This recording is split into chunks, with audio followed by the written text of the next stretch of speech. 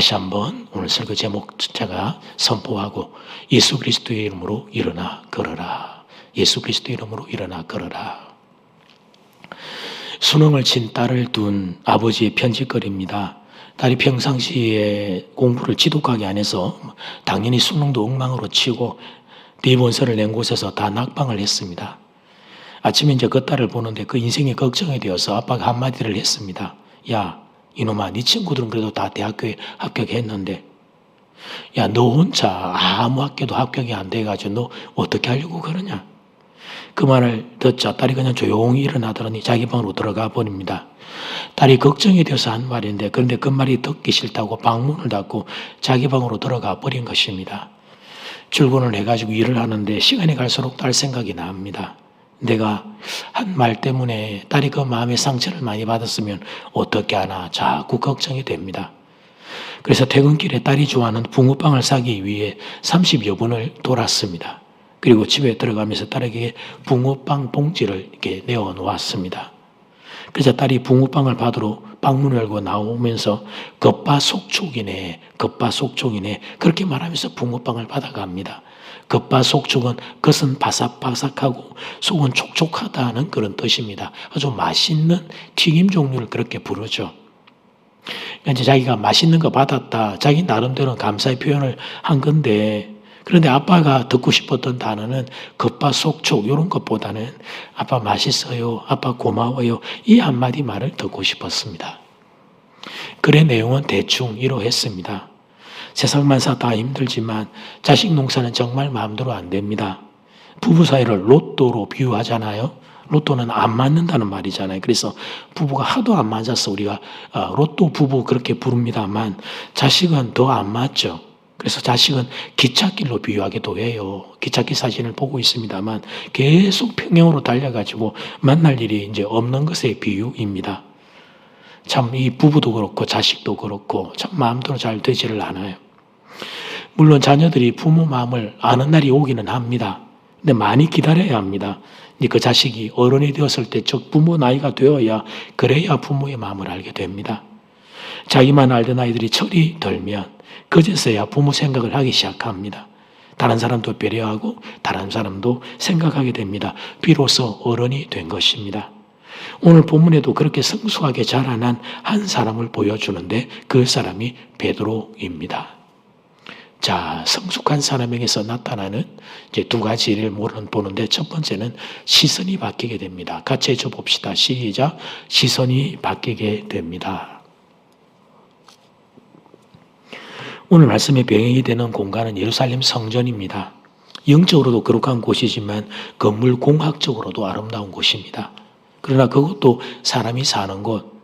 그러니까 슬픔과 아픔이 묻어 있을 수밖에 없었어요. 아니나 다를까 그곳에 보니까 나면서부터 안전병이가 된 장애인이 한 명 있었습니다.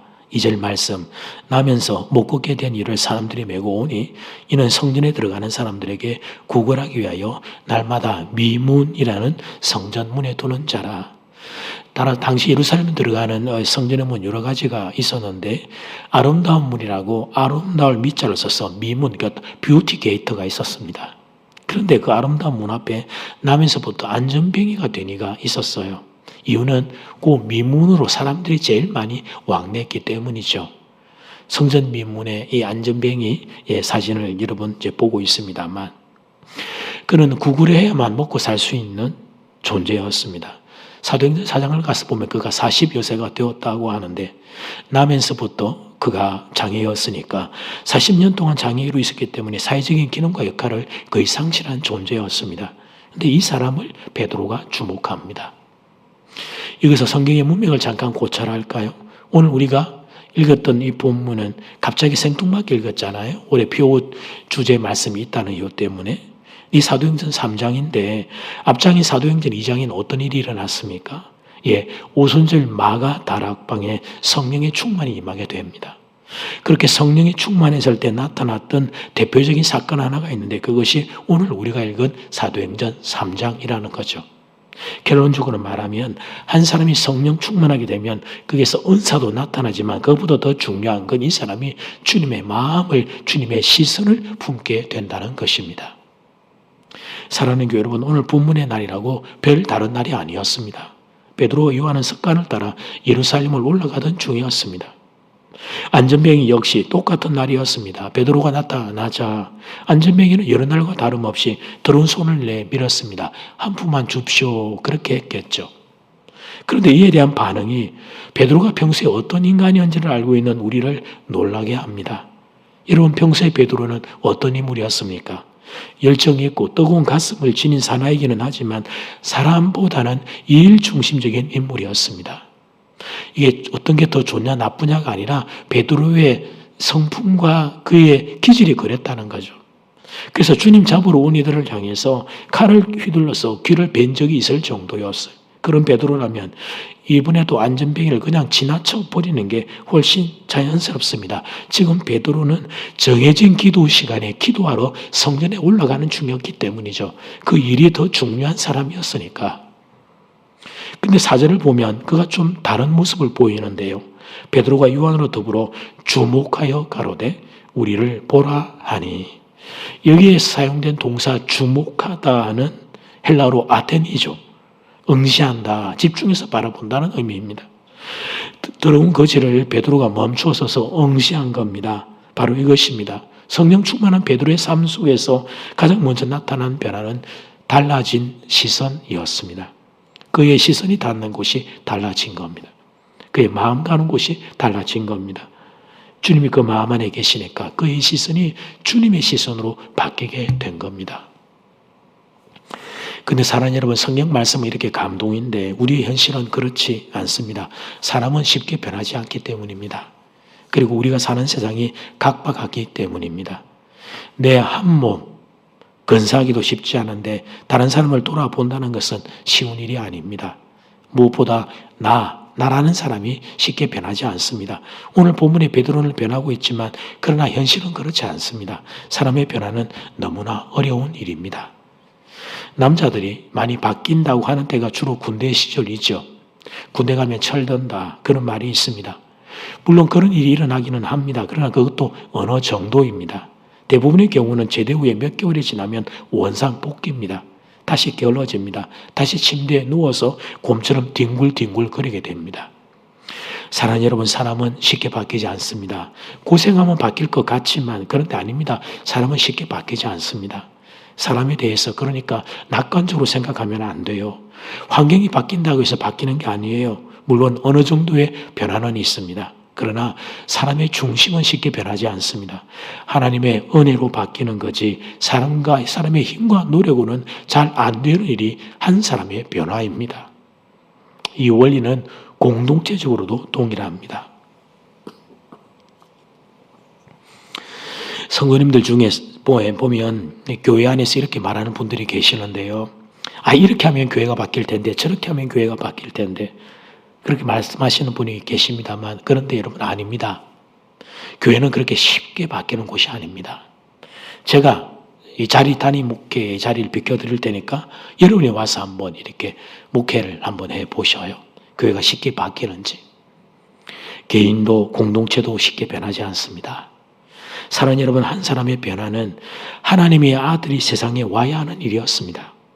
사람이 구원받고 사람이 변화되는 주제는 하나님의 아들이 세상에 와야 하는 일이었습니다. 그분이 십자가에서 몸짓고 펴려 죽어야 가능한 일이었습니다.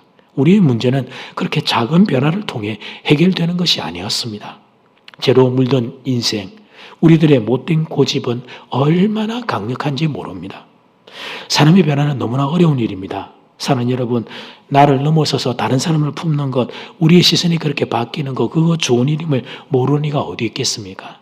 그런데 안 되는 거예요. 한번 해보려고 하는데 그런데 그게 안 되는 거죠. 성도님들과 상담 중에 엄마의 위치에 있는 성도님들을 통해 이런 고민을 들을 때가 있습니다. 목사님, 제가 마음이 좀 넓고 여유가 있는 엄마가 되고 싶은데 근데 그게 안 됩니다. 아이들을 혼내기보다는 좀 이렇게 격려하는 엄마가 되고 싶은데 그런데 그게 안 됩니다. 자꾸 나도 모르게 자꾸 마음이 급해지게 되고 아이들을 혼을 내게 됩니다. 목사님, 어떻게 하면 되겠습니까? 저를 좀 도와주십시오. 그러면 제가 먼저 그 성도님을 위로합니다. 우리가 다 그렇다고, 우리가 다 저도 마찬가지라고, 우리가 다 그런 존재라고. 그러나 아이들은 엄마의 그 마음을 알 테니까 너무 자책하지 말라고, 엄마가 급하게 하고 혼을 내고 그러는 그것도 다 자기 사랑해서 그런다는 걸 아이들이 알 테니까 너무 자책하지 말라고 위로해 드립니다. 근데 사랑하는 여러분, 그건 제가 이제 그렇게 위로를 해 드립니다만, 그러니까 여러분, 우리가 다른 사람도 아니라 우리의 자식도 참 온전하게 품어내지 못하는 그런 존재들이라는 거죠. 우리가 다 그런 존재입니다. 그래서 여러분, 하나님의 은혜가 없이는 안 됩니다. 오늘 본문의 베드로 참 멋있게 등장합니다만 그분 역시 인간적인 매력 때문이 아닙니다. 성령으로 충만했기에, 그래서 주님의 마음으로 성전 미문의 안전뱅이를 대할 수 있었던 겁니다.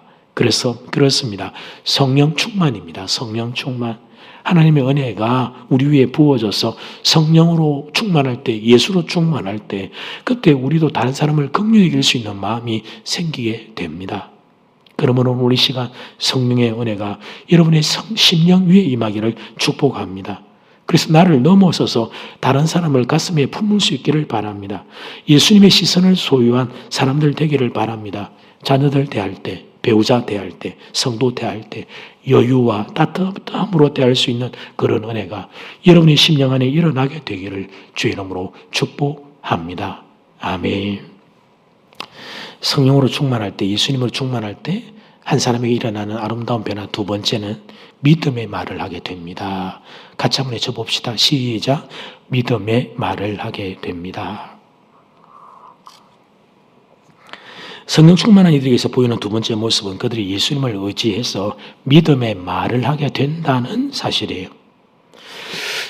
오늘 본문은 사실 우리 모든 성도들을 주눅들게 하는 말씀이잖아요. 베드로는 저렇게 기적을 일으키는데 우리는 왜 기도를 해도 기적이 일어나지 않는가? 그런 고민을 하게 만드는 본문이기 때문입니다. 그런데 사랑하는 여러분, 오늘 말씀을 전체적으로 읽어보면 그 기적의 포인트가 있는 게 아니에요. 그 순간에 베드로가 믿음의 선포할 수 있었던 것, 그게 중심입니다. 베드로가 말했습니다. 은과 금은 내게 없다.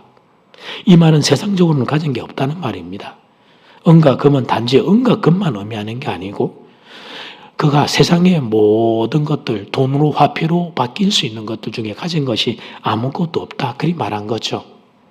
그러면 여러분 조용히 지나가야죠. 마음은 아파도 불쌍히 여기는 마음이 있어도 도와줄 힘이 없으면 조용히 지나가야죠. 그게 일반적인 사람들의 태도입니다. 여러분, 우리가 지난 연말에도 구세군에서 구제활동을 했을 텐데요.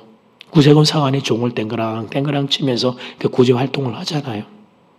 그때 옆을 지나가는 순간 여러분 어떻게 행동하면서 지나가십니까?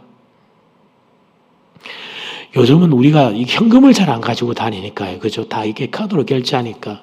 저도 이렇게 현금이 없을 때, 이 마음은 있는데 돈이 없으면, 용사세 이렇게 고개를 살짝 돌리고 이렇게 살짝 외면하고 그냥 갑니다. 미안해가지고 도와드리고 싶은데 제가 가지고 있는 게 없으니까. 그러니까 정면으로 이렇게 마주 보기에는 참 너무 미안하고 부끄러우니까 그렇게 되죠. 그게 일반적으로 사람들이 가지고 있는 태도입니다. 그러면 베드로도 그냥 지나갔어야 합니다.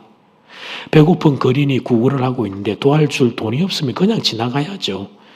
여러분 본문도 이 사람 안전뱅이가 무엇을 얻을까요? 바라보았다라고 기록하고 있습니다. 5절 말씀. 그가 그들에게서 무엇을 얻을까요? 바라보고는. 여러분 당시의 상황의 분위기가 상상이 될 겁니다. 장애를 가지고 구걸을 하던 사람이 도움을 구하며 한 푼만 줍쇼라고 그렇게 구걸을 하며 바라봅니다. 그런데 베드로는 가진 게 아무것도 없네. 정말 이 땡전 한 푼도 없는 거예요. 그러면 여러분 어떻게 해야 돼요? 조용히 지나가야죠.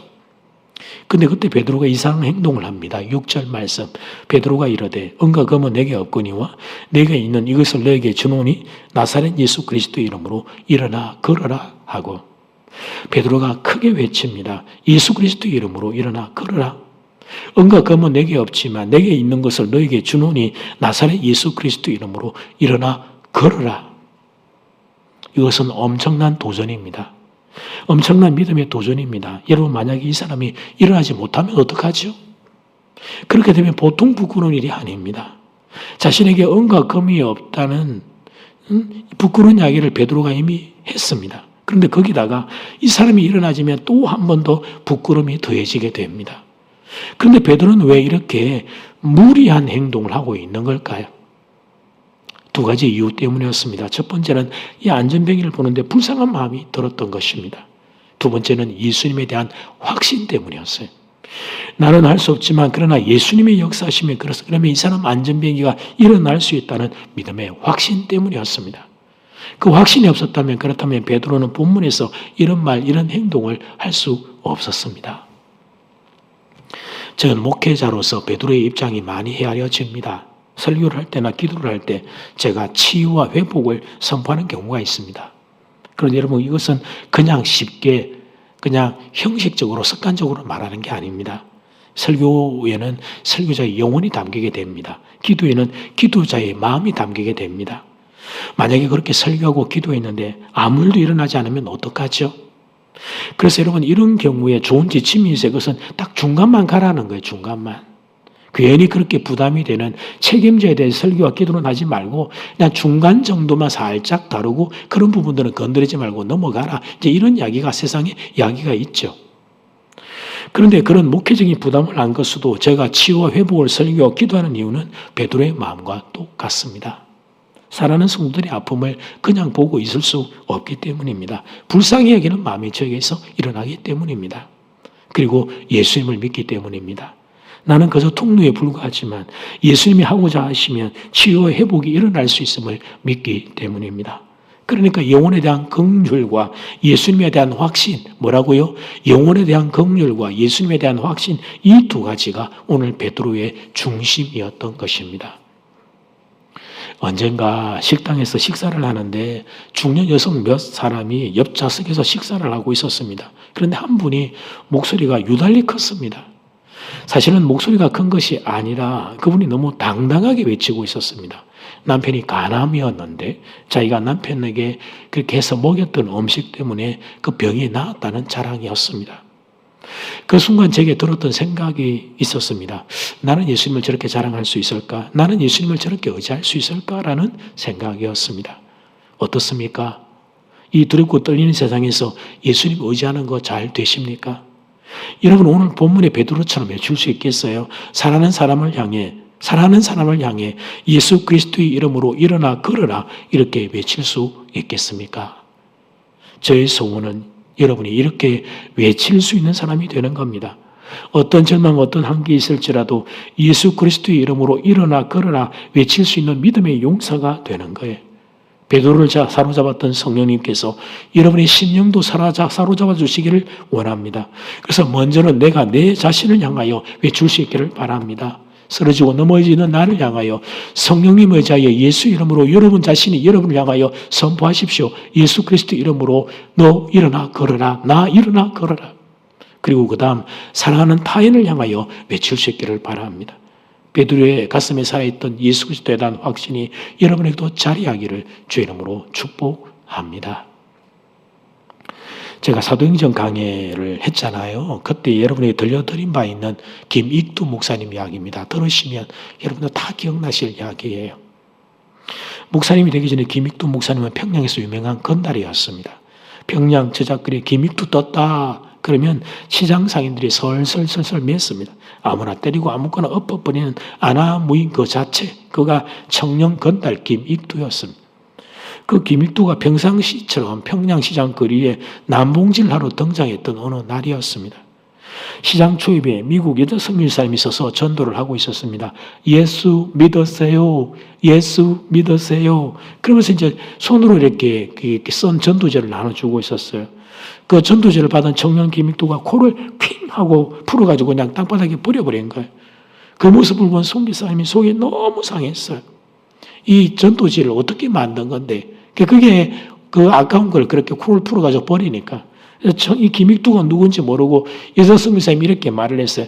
그러면 코가 썩셈내다. 그러면 코가 썩셈내다. 그래서 김익두가 웃기고 있네. 코가 썩기는 무슨 코가 썩어. 그런데 그날 밤 잠자리는데 코가 자꾸 건질건질 하는 거예요. 아마도 고뿔이 걸린 것 같았습니다. 그런데 청년 김익두가 밤새 걱정이 되어가 잠이 오지를 않았습니다.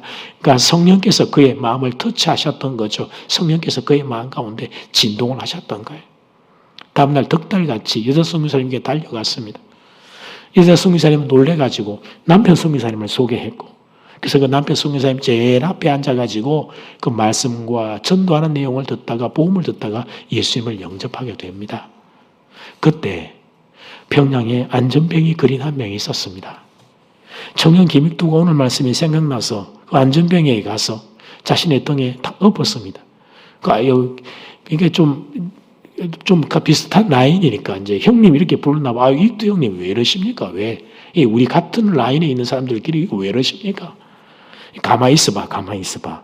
그리고 사람들이 보이지 않는 골목으로 들어가서 안전뱅이를 이제 다시 내려서 이제 그 골목 안에다가 앉혀놓고 오늘 본문에 베드로 흉내를 낸 거예요. 근데 이 사람이 꿈쩍도 하지 않네.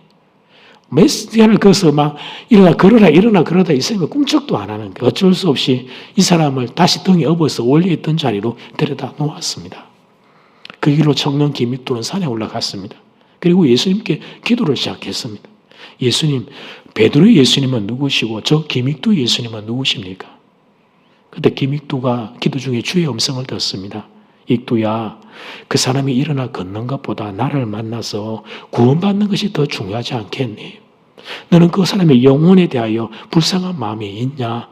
그 순간 김익두가 회개합니다. 그리고 산에서 내려와서 그 안전뱅이에게 다시 찾아가죠. 안전뱅이가 김익두를 보자 과거의 그 사건이 기억나서 손을 가로저으며 다시는 자기한테 이상한 행동을 형님 이제 안 해요, 안 가요 자꾸만 이렇게 거절을 해요. 그때 김익두가 자기가 만난 예수님을 전합니다. 그 사람이 예수 믿고 구원받기를 원하는 불쌍히 여기는 마음으로 간절하게 예수님을 전합니다. 그리고 그 복음을 전한 뒤에 그 인생을 불쌍히 여기고 긍휼히 여기는 마음으로 그 사람에게 그 자리에서 이렇게 선포했습니다. 내게 은과 금은 없거니와 내게 있는 것으로 너에게 주노니 나사렛 예수의 이름으로 일어나 걸어라.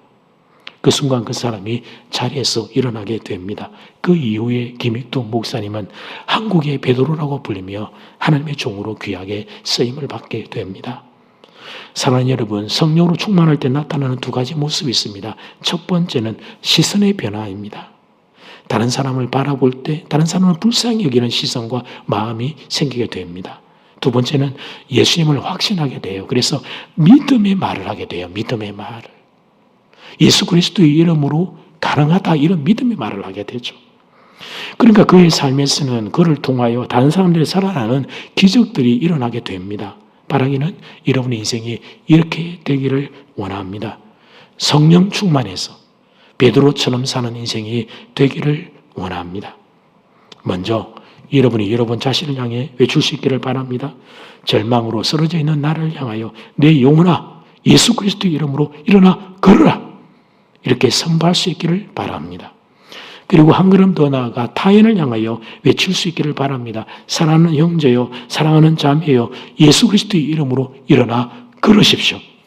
이렇게 믿음의 선포할 수 있는 분들이 되기를 바랍니다. 그리고 그 선포 뒤에 하나님의 기적이 나타나기를 주의 이름으로 축복합니다.